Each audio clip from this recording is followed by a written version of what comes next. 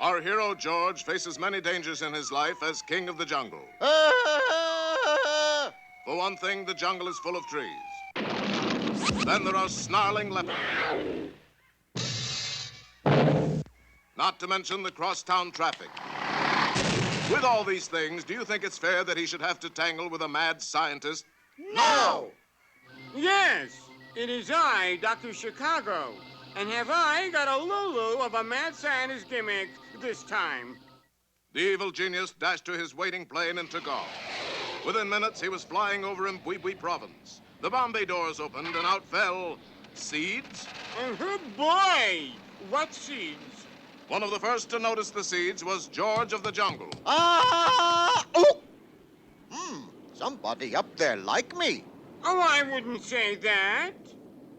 This being a short episode, the seed grew very quickly. Then later that night...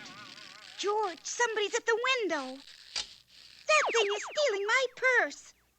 George, we must get to the bottom of this, and quickly. Right. That quick enough?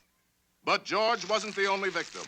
All over Mbwibwi province, people had planted Dr. Chicago's seeds with horrendous results. A sweet potato plant was discovered raiding a refrigerator late at night. Okay, Louie, drop the leg of lamb.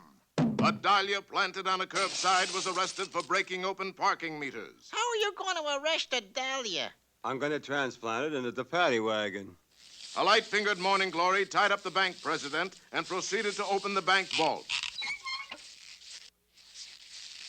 Naturally, the district commissioner called on George for help. George, these depredations must cease. Right, but first we stop robberies. I suppose you're right. What I can't figure out is where these flowers get rid of the things they steal. Hollyhock shop, maybe? Out! Out! Meanwhile, back at the treehouse... Okay, Bean Blossom.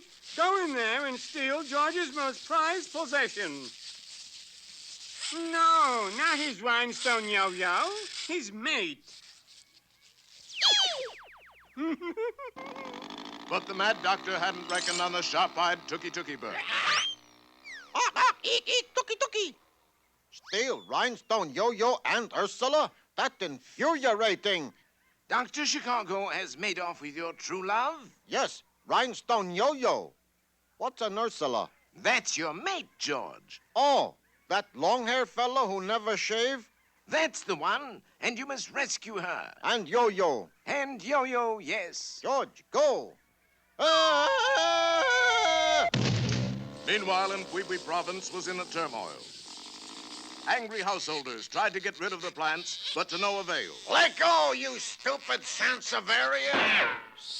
Through it all zipped the jet scooter of Dr. Chicago, collecting all the loot and storing it in his secret jungle hideout. How about that, gorgeous? 100 grand in cash, an original fake Rembrandt. Soon I'll own everything in Mbwibwi province but the kitchen sink. I spoke too soon. But at that moment, high above in the banyan trees, George of the Jungle was hurtling along with split-second precision timing. As we say in Swahili, oop. George, you found Dr. Chicago. I have? But you must still get by my bodyguard. My very own man-eating plant bodyguard, Strangler McVine. Sick 'em, Strangler. And Strangler McVine threw a clammy tendril around George's gozzel and squeezed off his air. Friends, have you ever had your gozzel squeezed by a clammy tendril? Ooh, it's awful. George, you must call for help. George, try. A poor excuse for a distress call, George. But at that moment, there arose a loud droning sound, and a dark shadow swept over the mad scientist's lair. George, look, it's the 7-year locusts. Funny, George called for aardvarks. Yes, and those 7-year locusts were hungry. Seeing the huge bounty of Dr. Chicago's quick-growing plants beneath them, they peeled off in dining formation.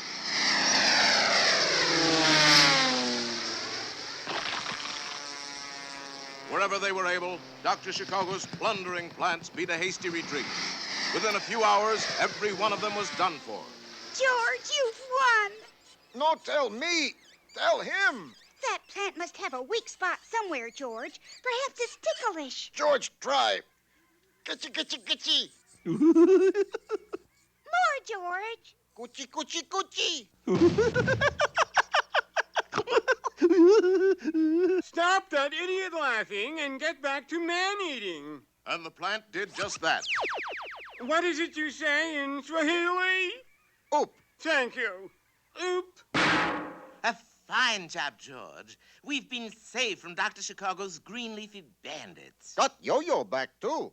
Also, what's her name? Unfortunately, your little friends, the 7-year locusts, have eaten everything in sight. You owe the Mbwibwi government $3,000 in a pair of pants. Pair of pants? Your insect buddies chewed the breeches off of one of our leading citizens. George, get pants right away. Do hurry, George. There's a nasty draft.